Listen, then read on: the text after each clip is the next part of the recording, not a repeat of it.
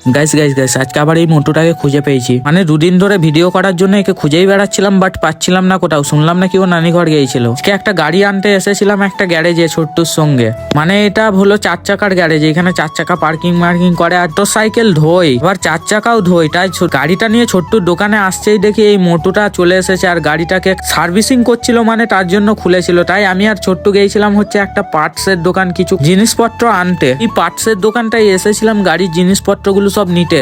দেখো দোকান থেকে গোডাউনে চলে এলাম, কারণ দোকানে সেরকম কিছু মাল ছিল না, সব মাল ছিল গোডাউনে। তাই গোডাউন থেকে মালপত্রগুলো নিয়ে আমরা আবার গ্যারেজের দিকে রওনা দিলাম, কারণ ছোট্টুর অনেক কাজ পড়েছিল, তাই কোথাও আর গেলাম না। আচ্ছা, বর্ধমানে কে কে থাকো অবশ্যই জানিও, বাট আমার এই ওভারব্রিজটা ভালো লাগে না। কার ভালো লাগে কমেন্টে জানিও। দেখো ভালো না লাগার কারণটা হচ্ছে এই ওভারব্রিজটা। এই ওভারব্রিজটা যত সৌন্দর্য মানুষের ততই কষ্ট হয় সাইকেল নিয়ে যেতে। যাই হোক, তারপর ছোট্টুর দোকানেই এসে দেখি এই কাকাটার কত কষ্ট, মানে দেখা যায় না। মানে কি হয়েছে সেটা তো বললো না, কিন্তু মনের মতো একটা আবেগ লুকিয়ে আছে, তাই মুখটাকে লুকিয়েছিল আর আমার কাছ থেকে অনেক কথা লুকাচ্ছিল।